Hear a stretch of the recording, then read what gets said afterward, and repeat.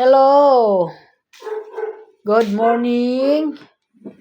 Good morning mga bossing! Good morning mga idol! Nandito ako ngayon sa bahay. Ako po ay nagtinda hanggang umaga sa tindahan. Pero natutulog lang naman ako doon. Kasi po, nagtinda kami kahapon. Maghapon ay pumunta ako sa pa-check upan ng anak ko.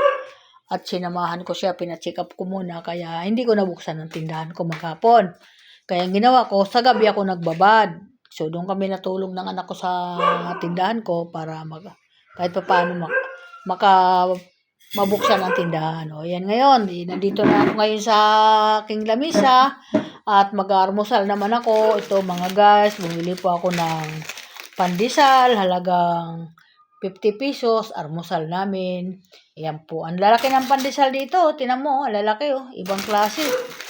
At pinag-almusal ko dito yung driver ko sa aking bahay kasi siyempre hindi nakakapag-almusal din minsan yan doon sa kasi lagi walang tao sa kanila. Ayan po. Ayan, dami kong aalmusalin. Ayan, may supas ako. Ayan, supas. Dami ng isang order sa kakilala ko tinan mo. Sa iba niyan, kakapiranggot lang yan. At mayroon akong spaghetti. Ito almusalin ng asawa ko.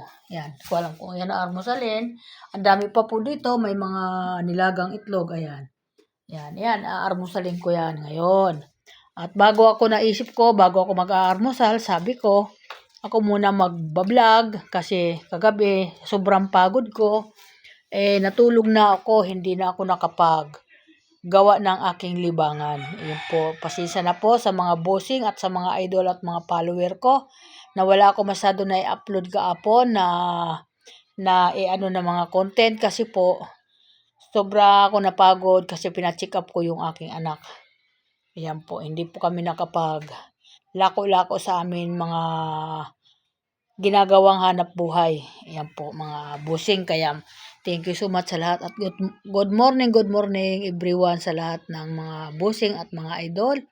At good morning din po sa aking mga anak na nasa mga kanya-kanyang mga lugar. Hindi kami kasi magkakasama sa lugar kasi magkakaiba-iba kami. Ayan nga, sabi ko nga ganun Ilan lang yung katabi ko ditong anak ko.